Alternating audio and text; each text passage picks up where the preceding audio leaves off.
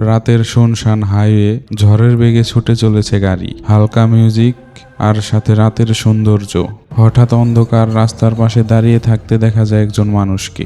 সে তোমার দিকেই তাকিয়ে হাত তুলে ইশারা করে, গাড়ি থামাতে বলে। এত রাতে শুনশান রাস্তায় অচেনা মানুষ, তাই গাড়ি না থামিয়েই তুমি এগিয়ে চললে। কিন্তু অদ্ভুত বিষয়, কিছুটা দূরে আসার পর তুমি আবারও মানুষটাকে দেখতে পেলে।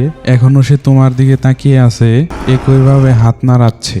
কার সাথে হয়েছে এমন অভিজ্ঞতা? কখনো কি মনে হয়েছে কেশরী রহস্যময় মানুষটা কে ছিল সেই মুসাফির? আজ নিয়ে এসেছি রিসেন্টলি মুক্তি হওয়া মুভি, যার নাম হলো passengers. Dan ku tahu ini pertanda hadirmu. Ku pejamkan mataku dan ku buka.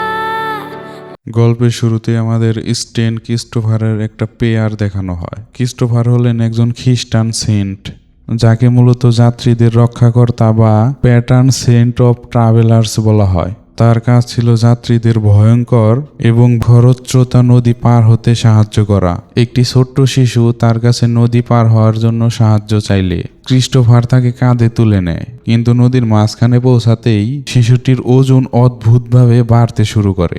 এক সময় ক্রিস্টোফারের মনে হয় যেন তিনি গোটা পৃথিবীর ভার কাঁধে তুলে হাঁটছেন। প্রবল স্রোত আর বিপদের মুখেও তিনি হাল ছাড়েনি। অমানবিক এবং নিষ্ঠুর কষ্টে তিনি শিশুটিকে ওই পারে পৌঁছে দেন। পরে তিনি জানতে পারেন সেই শিশুটি আর অন্য কেউ নয়, স্বয়ং যীশু খ্রিস্ট। যেহেতু ক্রিস্টোফার স্বয়ং ঈশ্বরকে বিপদের হাত থেকে রক্ষা করে পথ পার করেছেন, তাই প্রাচীনকাল থেকে মানুষের বিশ্বাস যে কোনো দুর্গম বা অজানা পথে যাত্রা শুরু করার আগে সেম ক্রিস্টোফারের কাছে প্রার্থনা করলে তিনি যাত্রীদের পথে সমস্ত বিপদ, দুর্ঘটনা আর অশুভ শক্তি থেকে রক্ষা করে এবং নিরাপদে গন্তব্যে পৌঁছে দেন। এই কারণে যাত্রীরা দীর্ঘ পথ বা বিপজ্জনক ট্যুর শুরু করার আগে তার লকেটকে সম্মান করে বা তার কাছে প্রার্থনা করে। আর এরপরে ঘটনা পরিবর্তন হয় আর আমরা দেখি অন্ধকার শুনশান রাস্তা। গাড়ি নিয়ে চলছে দুই বন্ধু, ভ্যানিয়েল আর লুকাস। গাড়ির সামনে বসে লুকাস অনেকক্ষণ যাবৎ ঘুমে ভুগছে, আর এদিকে ভ্যানিয়েল বসে বসে বোর হচ্ছে। তাই ঘুমন্ত লুকাসকে ভয় দেখিয়ে ড্যানিয়েলস মজা করতে থাকে। আর এখানে লুকাসের একটা বদ অভ্যাস আছে, সেটা হলো সে সব জায়গাতেই বেশি বেশি পানি পান করে। তার উপর তার ডায়াবেটিসও আছে, তাই সে ঘুম থেকে উঠেই বোতল খালি করে ফেলে। এটা দেখে ভ্যানিয়েলস বুঝে যায় একটু পরেই লুকাসের জন্য গাড়ি থামাতে হবে। আর ঠিক তেমনটাই হলো। ড্যানিয়েলসের কাছ থেকে 2 মিনিট সময় নিয়ে লুকাস ছুটে চলল জঙ্গলের দিকে হালকা হওয়ার জন্য। লুকাস সবেমাত্র পানি আনলোড করে রেডি হচ্ছে, আর তখনই সে পিছন থেকে শুনতে পেল ড্যানিয়েল হর্ন দিচ্ছে। আর এত তাড়া দিলে চলে এসব জিনিসে? লুকাস বিরক্ত হয়ে ফিরে আসতেই দেখে গাড়ির সব কয়টা দরজা খোলা, তাই সিকিউরিটি সাইলেন্ট অন হয়ে গেছে আর সেটাই বাজছে। ড্যানিয়েল গাড়িতে নেই। এত রাতে গভীর অন্ধকারের ভিতরে ছেলেটা কোথায় গেল? লুকাস ড্যানিয়েলকে অনেক ডাকাডাকি করে, কিন্তু ড্যানিয়েলের কোনো পাত্তা নেই। আবার দরজাগুলো লাগানোর সময় দেখতে পায় গাড়ির সামনে 3টে নখের আঁচড়ের দাগ, যেটা অবশ্যই লুকাস খেয়াল করে না। গাড়িতে বসে ড্যানিয়েলের নাম্বারে কল করলে দেখা যায় ফোনটা সে গাড়িতেই ফেলে গেছে।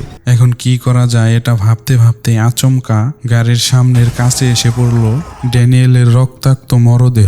যে কিছুটা বলার চেষ্টা করে যাচ্ছিল, তখনই ড্যানিয়েলকে এক অদৃশ্য শক্তি টেনে রাস্তায় ছুঁড়ে ফেলে দেয়। বন্ধুর এই অবস্থা দেখে ছুটে যায় লুকাস। অন্যথায় ততক্ষণে আবার দেহ ভর্তি ভয়, লুকাস ভয়ে ছুটে গাড়িতে উঠে পড়ল।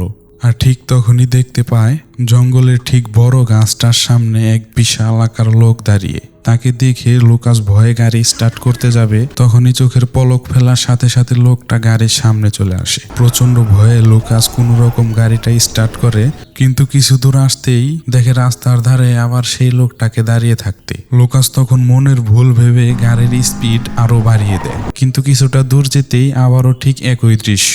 এই দৃশ্যগুলো মনে রাখবেন। আর এখান থেকেই সিন কাট হয় এরপরে আমাদের সাথে পরিচয় করানো হয় এই প্যাসেঞ্জার মুভির দুটো মুখ্য চরিত্র ম্যাডি এবং টাইলারের সাথে।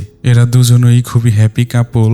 আজ তাদের অ্যাপার্টমেন্ট বিক্রি করে নতুন পথে পাড়ি দিবে, অর্থাৎ তারা সংসারের আবদ্ধ জীবন ত্যাগ করে রোড ট্রিপ বা ভ্যান লাইফের জীবন বেছে নিয়েছে। অবশ্যই এই রোড ট্রিপের আইডিয়াটা টাইলারের, কারণ সে ছোটবেলা থেকেই পরিবারের চার দেয়ালের মাঝে বন্দী হয়ে অত্যাচারের শিকার হয়েছে এবং সে কোনোদিনও নিজের স্বাধীন মতো লাইফ লিড করতে পারেনি। তবে ম্যাডি তার এই সিদ্ধান্তটাকে পুরোপুরি মানতে পারছে না, কারণ ম্যাডি সেই ছোটবেলা থেকেই অনাথ আশ্রমে বড় হয়েছে। তার স্বপ্ন ছিল ছোট্ট একটা বাড়িতে ভালোবাসার মানুষের সাথে সন্তানদেরকে নিয়ে সাধারণ একটা জীবন কাটাবে, কিন্তু টাইলারের জন্য এখন সবকিছু বিক্রি করে দিয়ে এখন তাদের এই কমলা রঙের ভ্যানটাই ঘুরে বেড়াতে হবে। এটাই এখন তাদের ছোট্ট সুইট হোম। অবশ্যই ম্যাডি নিজে এটার ইন্টেরিয়র ডেকোরেশন করেছে। যাত্রা শুরু করার আগে ম্যাডি বুদ্ধি করে একটা স্যাটেলাইট কমিউনিকেটর নিয়েছে, যাতে কোথাও বিপদে পড়লে নেটওয়ার্ক ছাড়াই এটার মাধ্যমে তারা স্যাটেলাইট কল করে ইমার্জেন্সি সার্ভিস ডাকতে পারে। আর এদিকে টাইলার কিন্তু সেফটির জন্য ব্যানে ঝুলিয়েছে সেন্ট ক্রিস্টোফারের রকেট। এরপর তারা দুজনেই বেরিয়ে পড়লো তাদের স্বপ্নের উদ্দেশ্যে। দূর দূরান্তের ভেজা মাটির সোদা সুবাস আর সাথে পিচের গন্ধ, আঁকাপাকা পিচ ঢালাইয়ের রাস্তা, রাস্তার দুই পাশে সবুজ শ্যামল গাছপালা, এ যেন ট্যুরের মজা আরো দ্বিগুণ করে দিল। এভাবেই তাদের এই গাড়ির মধ্যেই প্রায় 2 সপ্তাহ কেটে যায়। আজ রেস্ট নেওয়ার জন্য স্টপেজ নিয়েছে একটা বিচে। এখান থেকে 3 ঘন্টা দূরত্বে চিমনি ডক নামের একটা জায়গা আছে। টাইলারের প্ল্যান হলো ম্যাডিকে সেখানে গিয়ে বিয়ের জন্য প্রপোজ করবে। এর মাঝেই ম্যাডি আবার নতুন জেদ ধরলো। পাশে একটা নামকরা বারবিকিউ আছে, সেখানে গেলে মন্দ হয় না। কিন্তু এই ডিসিশনটা ভুল প্রমাণিত হলো রাস্তার মাঝে আটকে যাওয়া লম্বা জ্যামের কারণে। আর এর মধ্যেই ফোন করে জানিয়ে দিল কিছুক্ষণের মধ্যেই বারবিকিউ এর দোকানটা বন্ধ হয়ে যাবে। অতঃপর সন্ধ্যা নামলে রেসিডেন্সিয়াল এরিয়াতে গাড়ি পার্ক করে ম্যাডি প্যাকেট থেকে তাজা আপেলগুলো বের করে। সাজিয়ে রাখার সময় নজর যায় সামনের বাড়িটার দিকে। বাড়িতে সবাই একসাথে ডিনার করছে। এই স্বপ্নটাই তো ম্যাডি ছোটবেলা থেকে দেখে এসেছে। তখনই মন খুশি করতে টাইলার ওকে বিয়ের প্রস্তাব দিয়ে সারপ্রাইজ দিল। যদিও প্ল্যান ছিল চিমনি ডকে গিয়ে প্রপোজ করার, কিন্তু জ্যামের কারণে যেহেতু সেখানে যাওয়া হলো না, তাই এখানেই কাজটা সেরে নিল। ম্যাডি অবশ্যই এতে খুবই খুশি, সে বিয়ের জন্য রাজি। কিন্তু এখানেই ব্যাঘাত ঘটালো সিকিউরিটি গার্ড। রেসিডেন্সিয়াল এরিয়াতে এতক্ষণ গাড়ি পার্ক করে রাখা যাবে না, তাই তারা দুজনেই বাধ্য হয়ে গাড়ি স্টার্ট দিল। প্ল্যান করলো আজ রাতে তারা কোনো একটা হোটেলে গিয়ে থাকবে। টাইলার এমনিতেই অনেক ক্লান্ত, তাই ড্রাইভিং সিটে এখন ম্যাডি। বেশ কিছুক্ষণ পর তারা একটা শুনশান রাস্তায় উঠল, আর লুকিং গ্লাসে ম্যারির নজর পড়ল তাদের পেছনে তীব্র গতিতে আসতে থাকা একটা গাড়ির দিকে। তখনই তার হাত থেকে রিংটা পড়ে গেল।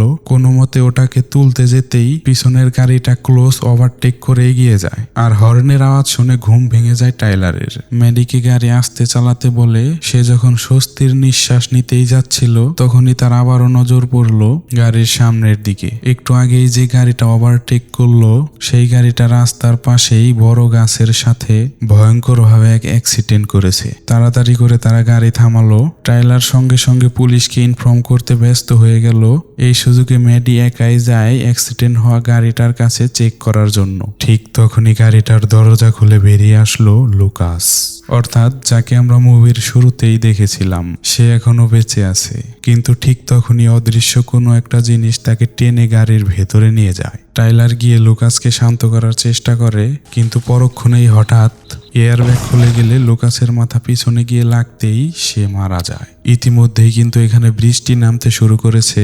এদিকে ম্যাডি জঙ্গলের ভেতর থেকে আসতে থাকা ক্রমাগত এক অদ্ভুত আওয়াজ শুনতে পাচ্ছে। তাই এই বৃষ্টির মধ্যে আওয়াজটা ঠিক কোন দিক থেকে আসছে সেটা বোঝা যাচ্ছে না। তখনই নজর গেল লুকাসের গাড়ির সেই নখের আঁচড়ের দিকে। আচমকা জঙ্গল থেকে আওয়াজটা আরো একবার আসতেই ম্যাডি কিছুটা দূরে গাড়ির বিক্ষিপ্ত লয়ে দেখতে পেল জঙ্গলের মধ্যে সেই রহস্যময় লোকটাকে দাঁড়িয়ে থাকতে। ম্যাডি টাইলারকে ডাকতে গেলে টর্চের আলো ফেলার আগেই লোকটা আচমকা উধাও হয়ে যায়। কিছুক্ষণ পর ঘটনাস্থলে পুলিশ আসলে টাইলার ম্যাডিকে গাড়িতে বসতে বলে বিষয়টা সে একাই হ্যান্ডেল করতে পারবে। কিন্তু ভয়ের বিষয় হলো ম্যাডির অজান্তেই সেই রহস্যময় লোকটাকে ভ্যানের মধ্যে ওর পিছনে দাঁড়িয়ে থাকতে দেখা যায়। তার রক্তহীন ভয়ঙ্কর মুখ আর নিষ্প্রিয় তার চোখের চাহনি দেখে বোঝা গেল এ কোনো সাধারণ মানুষ নয়। তবে টাইলার যখন আবার গাড়িতে এসে বসলো তখন লোকটাকে আর দেখা গেল না, মানে নিমিষেই সে উধাও হয়ে গেল। হোটেলে গিয়েই ম্যাডি এবং টাইলার বেস ক্যামের ফুটেজগুলো চেক করতে ব্যস্ত হয়ে পড়ে। অদ্ভুত ব্যাপার হচ্ছে অ্যাক্সিডেন্টের ঠিক আগ মুহূর্তের ফুটেজগুলো কোনো এক কারণে ডিজেবল হয়ে গেছে। ম্যাডিকে ভিডিও দেখা বাদ দিয়ে টাইলার আরেকটা প্ল্যান করে। কাল একটা ব্যান্ড ট্রাভেলার্সদের মিট আপের আয়োজন আছে, সেখানে তাদের মতো আরো অনেক মানুষ জড়ো হবে। আর এরপরেই তারা গোটা রাত রোমান্স করার পর সকালে প্রস্তুত হলো সেই ব্যান্ড মিট আপে যাওয়ার জন্য। হঠাৎ টাইলার খেয়াল করে তাদের গাড়িতে 3টি নখের আঁচড়ের দাগ। টাইলারের কাছে স্বাভাবিক লাগলেও ম্যাডি এটা দেখে ভয় পেয়ে যায়, কারণ আপনাদের মনে আছে এই দাগটা সে লোকাসের গাড়িতেও দেখেছিল। টাইলার মনে করে হয়তো লোকাসের গাড়ির সাথে যখন তাদের গাড়ির ধাক্কা লেগেছিল তখনই এই দাগটা হয়েছে। তবে সে আরো বলে চিন্তার কিছু নেই, ভ্যান মিটাবে গেলে সেখানে কেউ না কেউ এই বিষয়টার সলিউশন দিয়ে দেবে। এরপর তারা রওনা হলো। ভ্যান মিটাবে প্রচুর ভ্যান লাইফারদের জামায়াত দেখে টাইলার খুশিতে তো আত্মহারা হয়ে যায়। আরও এখানে দেখা মিলল ব্র্যান্ড ফুলার নামে একটা ইউটিউবারের, যাকে দেখেই ইন্সপায়ার হয়ে টাইলার এরকম ট্রাভেল শুরু করেছে। এদিকে ম্যাট পড়ে যায় চিন্তায়, কারণ সে যে আপেলগুলো একদিন আগেও বের করে সাজিয়ে রেখেছিল সেগুলো অদ্ভুতভাবে পচতে শুরু করেছে। আর এই মিটআপের মধ্যেই ব্র্যান্ড ফুলারের নজর পড়ে গাড়িতে থাকা সেই 3টি নখের আঁচড়ের উপর। ব্র্যান্ড ফুলার নামটা শুনতে খুবই অদ্ভুত, তাই না? এরপর থেকে নাকি আমরা ফুলার বলে ডাকবো। হ্যাঁ, ব্র্যান্ড ফুলার দিয়ে শুধু ফুলার বলে ডাকবো। এখন ম্যাডি কাল রাতের বিস্তারিত বলে ঝামেলা না বাড়িয়ে সে জানায় কাল রাতে রেসিডেন্সিয়াল এরিয়াতে পার্কিং এর সময় হয়তো এরকম দাগ পড়ে গেছে। তখন ফুলার তাকে জানায় 24 ওয়ার্ড জিমের পার্কিং এ গাড়ি পার্কিং করবে, এতে কেউ প্রবলেম ক্রিয়েট করবে না, উল্টো জিমের বাথরুমও ইউজ করা যাবে। এরপরে ফুলার ভ্যানটাকে ভিতর থেকে দেখার ইচ্ছে প্রকাশ করলে টাইলারকে ওর সাথে রেখে ম্যাডি একাই বেরিয়ে যায় জায়গাটা উপভোগ করতে। আসলে সে এই লাইফের সাথেও নিজেকে খুব একটা রিলেট করতে পারছে না, আর ম্যাডি এটা টাইলারকে বোঝাতেও পারছে না। হয়তো এরকমটা জানলে টাইলার মন খারাপ করতে পারে। আর এখানে এদিক ওদিক ঘোরাঘুরি করার সময় তার নজর পড়ে একটা মিসিং পোস্টারের দিকে। সেখানে ডেট এবং মিসিং ভ্যান লাইফারদের ব্যাপারে ইনফরমেশন দেওয়া আছে। এগুলো দেখে ম্যাডির চিন্তা আরো বাড়লো, মনে আসতে থাকে একাধিক প্রশ্ন। এর মধ্যে ভয় আরো দ্বিগুণ করলো সেই 3টি নখের আঁচড়ের দাগ। তাকে এমন অবস্থায় দেখে আলাপ করতে এগিয়ে আসে ডায়না। সে বিগত 20 বছর যাবৎ এই ভ্যান লাইফে জীবন কাটাচ্ছে। ডায়না এখানে তার বান্ধবীদের সাথে দেখা করতে এসেছে। ম্যাডিকে দেখে সে বুঝতে পারে নতুন ভ্যান লাইফে তার মানিয়ে নিতে একটু কষ্ট হচ্ছে। তবে সে আশ্বস্ত করে বলে এটা চিন্তার কিছু নয়, কারণ তার নিজেরও এই লাইফের সাথে মানিয়ে নিতে 2-3 মাস সময় লেগেছিল। এটা শুনে ম্যাডির মনে একটু স্বস্তি আসে। ডায়না জানায় সে ফ্ল্যাগ স্টপ অ্যারিজোনা যাচ্ছে বন্ধুর সিফুড রেস্টুরেন্টে, যেটা মরুভূমির প্রায় মাঝামাঝিতে অবস্থিত। ডায়না এসব কথা বলে সে বিদায় জানিয়ে চলেই যাচ্ছিল, তখনই সেখানে ম্যাডি কি যেন ভেবে কাল রাতের ঘটনাটা ডায়নাকে জানায়। কথাটা শুনেই ডায়নার কপালে ভাঁজ পড়ল। 1 সেকেন্ডের মধ্যেই মুখের ভাব চেঞ্জ করে ম্যাডিকে জিজ্ঞেস করে তোমরা কি ওখানে দাঁড়িয়েছিলে? ম্যাডি হ্যাঁ বলতেই যাচ্ছিল, তখনই ডায়না বলে তোমরা যেটা খুঁজছো সেটা এখানে পাবে না, তাই যেটা বলছি সেটা মাথায় রাখো। রাতের বেলায় শুনশান রাস্তাটা যতটা পারো অ্যাভয়েড করবে, রাতে কোনোভাবেই ড্রাইভ করবে না। আর যাই হয়ে যাক সন্ধ্যার সময়ই কোথাও দাঁড়াবি, কারণ রাতের রাস্তায় শুধু লোকেরা নয় বরং অন্য কেউ থাকে। ডায়না তাদেরকে ওইখানে আসতে মানা করে দিয়ে বিদায় জানিয়ে চলে যায়। ম্যাডি পড়ে যায় দ্বিধার ভেতরে। তখনই টাইলার এসে জানায় ভ্যানের উপরে থাকা সেই 3টি দাগ একজন পেন্টারকে দিয়ে পেন্ট করে নিয়েছে। এরপরে রাত নামে আর সবাই যার যার মতো মজা করতে থাকে, কিন্তু এর মাঝেই ম্যাডি তার আশেপাশে সেই রহস্যময় লোকটির উপস্থিতি টের পায়। এই কথাটা টাইলারকে বললে সে আর কতটুকুই বা বিশ্বাস করবে, তাই সে সব ভুলে গিয়ে পুরোপুরি পার্টিতে মুখ দিল। পরের দিন তারা ফুলারের কথা মতো 24 ওয়াট জিমের পার্কিংয়ে গাড়ি পার্কিং করলো। টাইলার তখনও কার্ডিও করতে ব্যস্ত, আর সাথে সেখানে ফ্রি ওয়াইফাই দিয়ে মুভি ডাউনলোড করছে। আর এদিকে মেডি হট শাওয়ার নিয়ে রেডি হয়ে গাড়ির দিকে যাওয়ার সময় সে খেয়াল করে সে যতটাই ভ্যানের দিকে এগিয়ে যাচ্ছে ভ্যান ততটাই দূরে সরে যাচ্ছে। শুনশান পার্কিং লট, কেমন যেন ধীরে ধীরে ভয়ের আবহাওয়া তৈরি হচ্ছে। ব্লিঙ্ক করতে থাকা লাইটের সাথে ঘটতে থাকে অদ্ভুত কর্মকাণ্ড, সব মিলিয়ে যেন মেডিকে গিলে খেতে আসছে। এইভাবে কিছুক্ষণ চলার পর এক সময় দৌড়ে ভ্যানে গিয়ে উঠে পড়ে। উঠে সাথে সাথেই ভ্যান ক্যামেরার ফুটেজ চেক করতে থাকে, কিন্তু সেখানে তো কাউকেই দেখতে পায় না। Dan